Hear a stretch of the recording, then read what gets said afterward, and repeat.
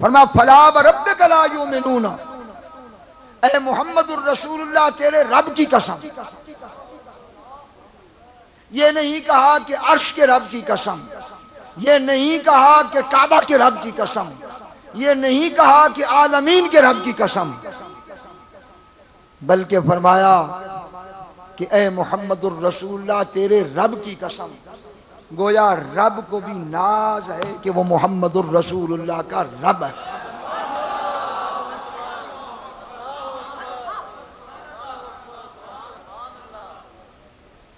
یہ قرآن کا ہے۔ تو مفسر بن کر کہتا ہے پھولوں میں اللہ کی قدرت نظر آ رہی ہے، ان چہکتے ہوئے پرندوں میں جنت کی خوشبو نظر آ رہی ہے، ان وادیوں میں اللہ کی حسن نظر آ رہا ہے۔ ملا جی تجھے تفسیر میں ساری کائنات میں حسن نظر آ رہا ہے، اور ان کے تذکرے کرتے ہوئے تو قدرت الہی کی نشاندہی کر رہا ہے، جس خلقت کے اندر تو ڈوبا ہوا ہے۔ رب اس کے رب ہونے پہ ناز ہی نہیں کرتا۔ رب کہتا ہے مجھے ناز ہے تو اس پر ہے کہ میں محمد الرسول اللہ کا رب ہوں۔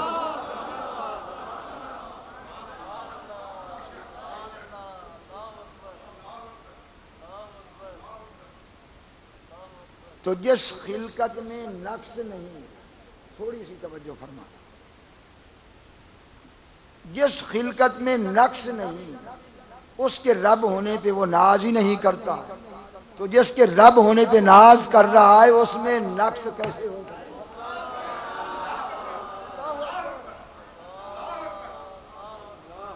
کدھر گئی تمہاری علمیتیں؟ ان کی چوکھٹ پہ رکھے ہوئے رب کو اتنے پسند آئے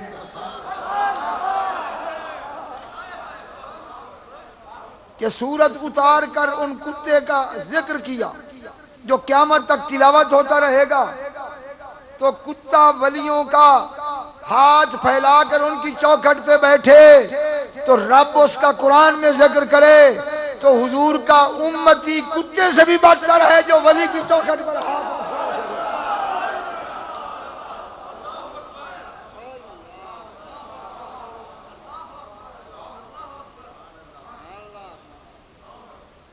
حضرت جابر فرماتے ہیں، مسلم شریف کی حدیث ہے، سیدنا جابر ابن عبداللہ فرماتے ہیں کننا مع النبی صلی اللہ علیہ وسلم بین مکہ والمدینہ، ہم جہاد میں تھے، مکے اور مدینے کے درمیان سفر کر رہے تھے۔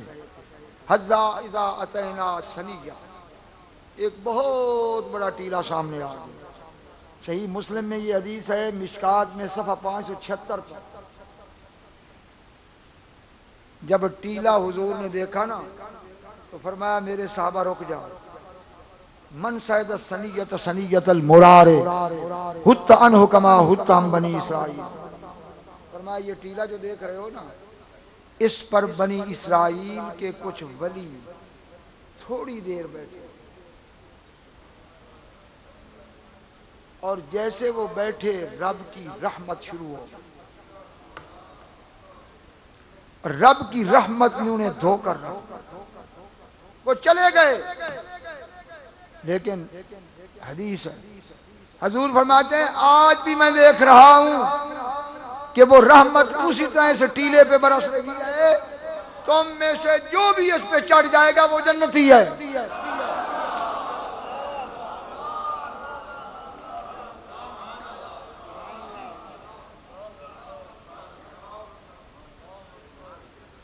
تو حضرت جابر کہتے ہیں فَأَوَّلُ مَنْ شَيْلُ الْخِزْرَجِ، کہ سب سے پہلے قبیلہ خزرج کے گھوڑ سوار، ان کے گھوڑے عربی نسل تھے، انہوں نے دیر ہی نہیں لگا، انہوں نے ایڑیاں لگائیں، سب سے پہلے وہ چڑھ گئے۔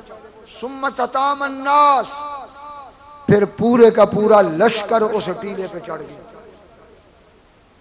عبداللہ ابن ابی بھی ساتھ تھا، وہ اپنے سرخ اونٹ پر تھا، اس نے بھی اونٹ کو چابک مارا، اونٹ نے اسے پٹک کر زمین پہ دے مارا۔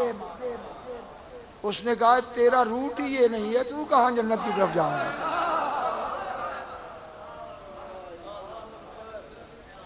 اونٹ گرا کر اسے بھاگ گیا۔ باقی سب صحابہ ٹیلے پہ چڑھ گئے. اب سنو جو حضور نے فرمایا. فرمایا ابشروا فقد غفر لکم. سرکار نے فرمایا میرے صحابہ سب کو مبارک ہو، تم سب کے سب بخشے گئے اور جنتی.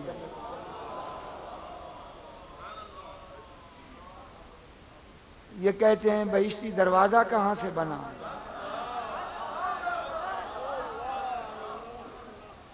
اور پیر کی آستان پہ جانے والا جنتی کیسے بنا؟ تو مجھے یہ جواب دے کہ اگر بنی اسرائیل کے ہوں ولی اور چند گھڑیاں ان کے قدم ٹیلے پہ لگے تو قیامت تک سرکار فرما رہے ہیں کہ جو بھی آئے گا رحمت اسی طرح برس رہی ہے اور وہ بخشا جائے گا. اور ہو نبی پاک کی امت کا ولی اور اس کا مزار بھی یہاں ہو، وہ گیا بھی نہ ہو اور اس رستے پہ اس کے قدم لگتے رہے ہوں، تو اگر اس ٹیلے پہ چڑھنے والا جنتی ہو سکتا ہے تو نبی پاک کے ولی کی گلیوں میں چلنے والا.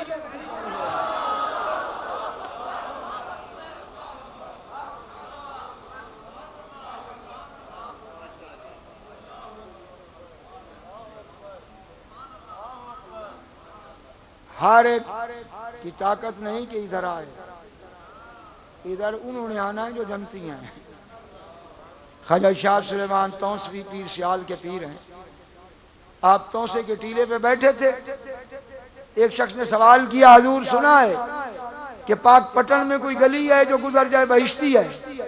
تو آپ نے فرمایا وہ تو فرید الدین گنج شکر ہے جس کی بڑی شان ہے. جس ٹیلے پہ میں بیٹھا ہوں قیامت تک جو اس ٹیلے پہ آ جائے گا وہ جنتی ہے.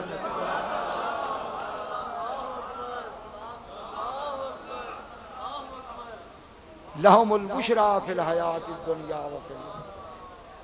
پریشان نہ ہوئے مولوی صاحب، قرآن کی اس آیت پہ نگاہ کہ لہم البشری فی الحیات الدنیا وفی الآخرہ. اللہ فرماتا ہے جو میرے ولی ہیں ان کے لیے دنیا میں بھی بہت بڑی خوشخبریاں ہیں، آخرت میں بھی خوشخبریاں. تو اس نے کہا حضور ایک اور بھی گزارش ہے، یہ بھی فرمائیں کہ اگر کوئی پکا ہی بدبخت ہو اور وہ آپ کے ٹیلے پہ آ جائے تو وہ بھی جنتی ہو جائے گا. آپ نے فرمایا بدبخت اتھا آ ہی نہیں سکتا.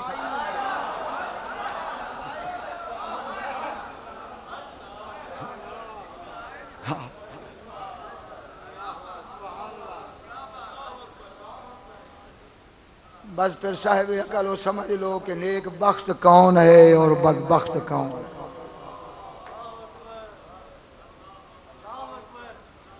حضرت محبوب الہی کا ایک غلام تھا، اس کا باپ فوت ہو گیا. اس نے عرض کی حضور میں غیر حاضر رہا ہوں، میرا والد فوت ہو گیا تھا، اس کی تجہیز و تکفین میں رہا ہوں، آپ اس کے لیے دعائیں مغفرت کریں. آپ نے فرمایا وہ میرا مرید تھا؟ اس نے کہا جی نہیں. فرمایا میرے سلسلے میں کسی کی بیعت کی تھی؟ اس نے کہا جی نہیں. فرمایا کبھی میری خانقاہ میں آیا تھا؟ اس نے کہا جی نہیں. فرمایا کبھی میری زیارت کی تھی؟ کہنے لگا جی نہیں. فرمایا اچھا یہ بتا کبھی شہر دہلی میں آیا تھا؟ اس نے کہا جی اس کی میں تسلی دیتا ہوں کہ شہر دہلی میں آیا تھا. فرمایا پھر مطمئن ہو جاؤ، جو کلمہ پڑھ کے شہر دہلی میں قدم رکھے گا اسے رب سے بخشوانا نظام الدین پر فرض ہے.